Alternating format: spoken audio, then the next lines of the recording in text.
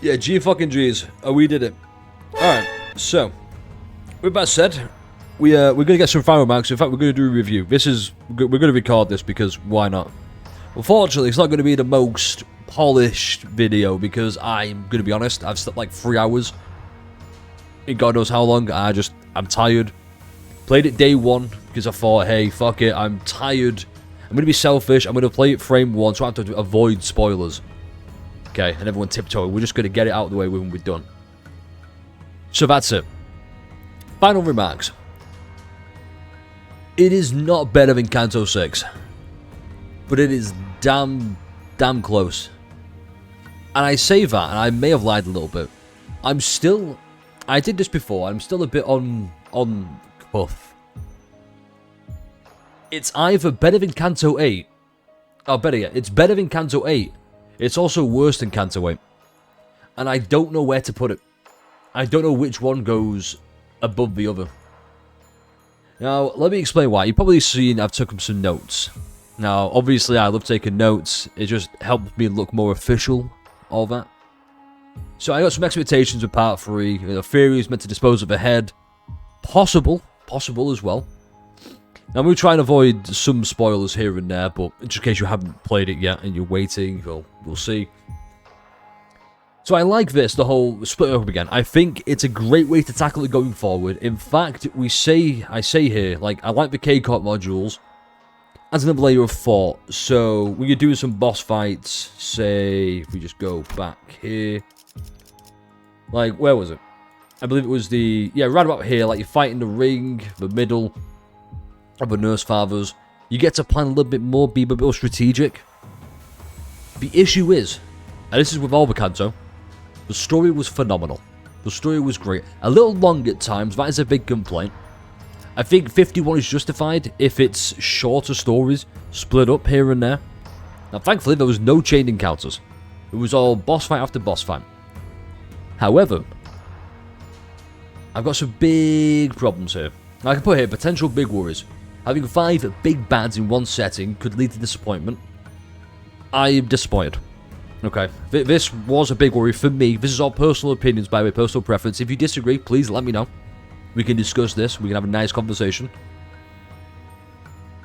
I thought having 2 parts was a bit Now, thankfully, Simon pointed out earlier, it's all happening at the same time, all the fights. So that kind of fits. I thought it would be a case of Ring's done first, we forget about him.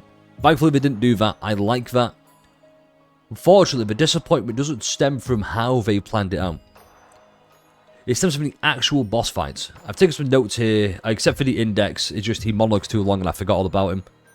And this is going to be like a character, assessment and all that. It's just... They didn't feel like boss fights. Yeah, wait, what's that? Most people love it. Some people, you didn't feel the emotional core, didn't care about Araya. Yeah, exactly. I didn't care about Araya. I put here, my biggest issue is Araya. Now, that was because I cared about Ryoshu defeating the House of Spiders to get her daughter back because I'm attached to Ryoshu, okay? I'm invested in Ryoshu. And Araya just so happens to be... Oh, better yet, Ryoshu is invested in Araya. So therefore, by proxy, I care about Araya, but I don't. It's more so a case I put there. It resolved the House of Spiders threat to Ryoshu, resolved the daughter of her danger as well. Now, I was wrong here about Dio Star being Araya. Technically, I wasn't wrong, but I was right. I'm glad they did this. Where technically, Araya was the Dihu Star. It just wasn't the way I thought it was, where it's all wibbly-wobbly, timey-wimey, Doctor Who reference. And I thought that was pretty cool. It's just nice to know that just because you can subvert expectations doesn't mean you should. I said this before but in the live streams. Picture Game of Thrones. Arya the Night King. Now yes, they subverted expectations, Arya killed the Night King is what it is. But everyone agrees universally Jon Snow killing the Night King would have been immensely better because they set it up. That was the expectation and they went, rug pull. Isn't this way cooler? No, it's stupid. Now, thankfully, this worked and I loved it. It was a great twist because it was obvious. Same with C-Clay awakening the Max. We had it teased before, and he awakened it. More than that in a moment, that's pretty cool. But back to the story being long. I can't remember which one it was, but Lei Hong comes back. There's like a little flashback in the memory thing. I can't remember where it was. I think it was right about waiting or ticket. I can't remember where. But I'm thinking why? It just adds to the length. Can we just skip over it? We don't need it. Now thankfully, I'm glad he's back. In fact, I called this. I'm like, okay, we're going to get Lei Hong back. And everyone was like, no, we're not going to get Lei Hong back. Blah, blah, blah, blah, blah. Anyway. Butter my butt and call me a biscuit. By God, he came back. And that's when I made the joke about this. They called me a madman. Because he's not going to come back. Yes, he fucking did. Never doubt me again. Now, if we go back to the notes. Back to the bosses. Because this is the big one, right? Here's where my dissatisfaction with the entire Canto is. For part 3 in particular. It didn't feel like boss fights. It felt like we are spectating the boss fights. I put it there as well. The real issue with the boss fights. I've seen some people, and it was commented as well. Oh, there's too many cutscenes in the boss fights. Ooh, shut up. Shut up. The cutscenes are cool. Sucks you can't skip them, sure, if you're replaying a boss that you can't beat. Reen. But we did it eventually. Or Greg, I don't know. The real issue was, we're just spectators. Like, the cutscenes are cool, we just feel like we haven't earned them. At least I felt like I haven't earned it.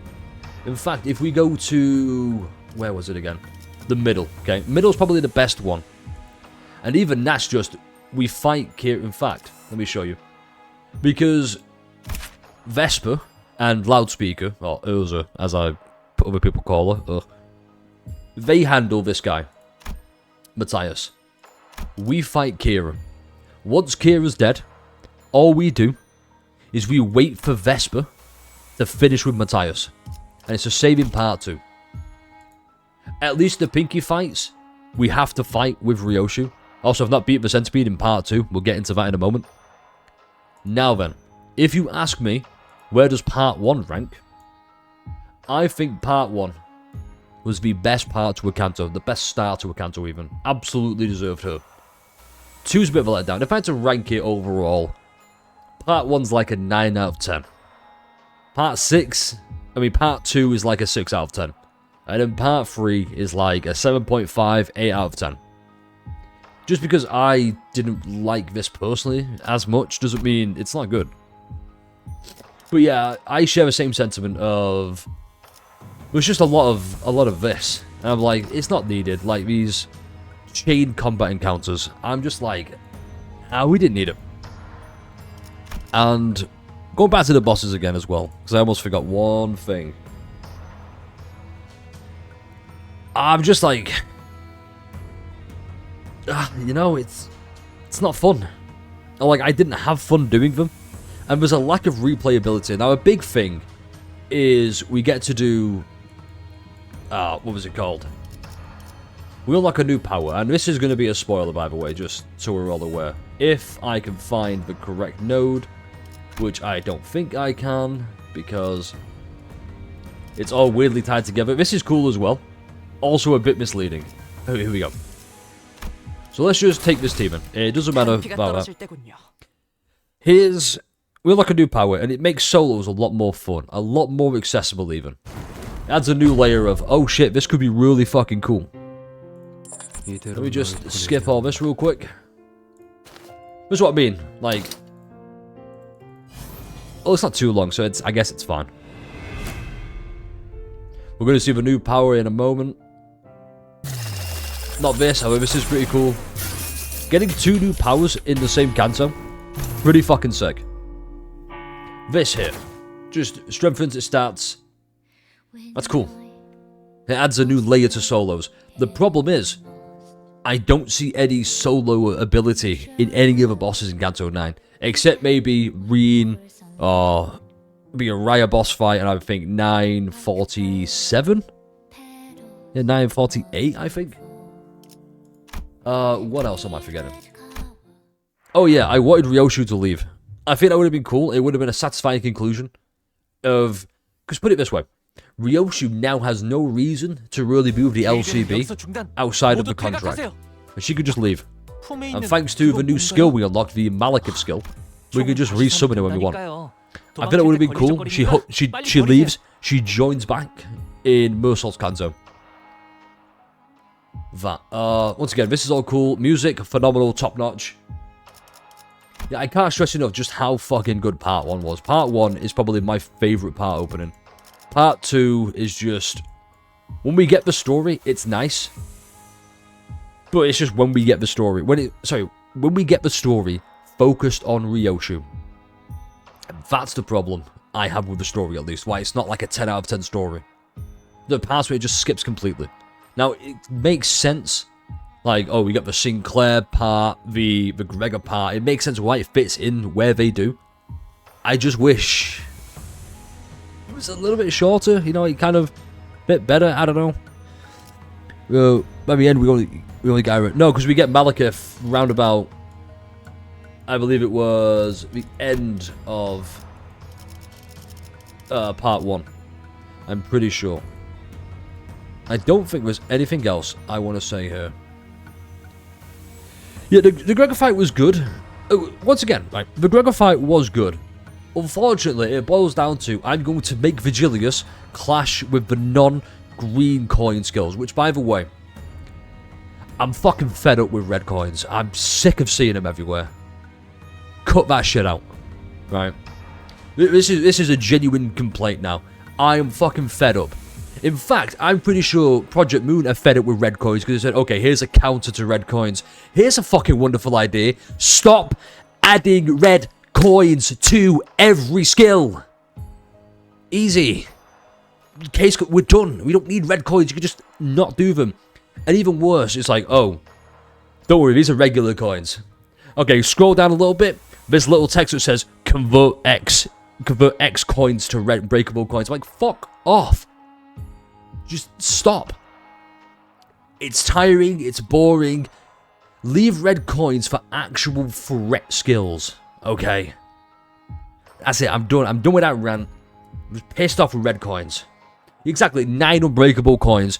And it doesn't even say that. It's like, oh, if you hit... Oh, you know... on cracking, if you on use, you know, reuse this coin 7 times, you're not cracking it.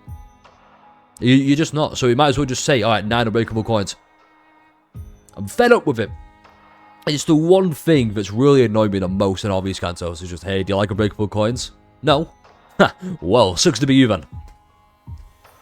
Is there anything else I'm forgetting though? Yeah, so insane lore teaser for the future of the game, you know, the second smoke wall, blah blah blah, the Jesselcraft with Faust. I don't even think it's fun to use in IDs. I really don't. I think unbreakable coins, when it's on, or better yet, it's fun to use in IDs because you have to work for unbreakable coins. And even then, it's like, maybe one skill has them. Like, LCE Faust has one on the skill 2, like right at the end. It's fine. Mersault can get 5 unbreakable coins. Sorry, Thumbsault can get 5 unbreakable coins, right? From Savage Tiger State Perfected Fury Blades. But he needs to work to get that. It's difficult to get, sure, but you can get it. You have to jump through hoops. And it was just, oh yeah, you see this skill 1? Okay, here's 1 regular coin, 2 unbreakables. In fact, I could fucking go one step further. These fucking things. It's just like, okay. We got 1 red coin there, right? You got 1 red coin. Now, what if it gave you the thing? I can't find the thingy. Oh, what it is? Yes, it is. Automated microfiber activity. What does it do? Make some unbreakable coins. Just fuck off with them. I'm tired of it. That's like a skill 1, skill 2, whatever. It's just, I'm bored of it. It really lowers... That's just a personal gripe thing. I don't want to rant about it too long because I feel like we're just going to focus on that for too long, or I am. I'm very tired. I've not slept. I wanted to get this done. I need to get this done as well. But going back into this. This is cool. I hope we do this going forward. It's just, I want to see it with like modules and stuff. We probably won't see. It's fine the way it is. I'm excited for the future about the IDs they release going forward. Yeah, talking about this. Nothing else on that. That's just kind of like left open. There are some lingering threads I would like answered, but other than that, presentation was immaculate. Like 949, incredible. The whole erasure gimmick was amazing. It's just the boss fights were a bit of a letdown because they weren't really boss fights. They were more showcases for other characters and potential IDs that are going to be released in the future for the Sinners. Outside of that, that is pretty much everything I want to talk about. I'm done talking about Canto 9 for now. I'm too tired to carry on. Anyway, that said, like, comment, subscribe, let me know your thoughts about it all, and I guess I'll see you in the next Limbus Company video, whenever that is. Stay refreshing, all that good stuff. I can sleep finally.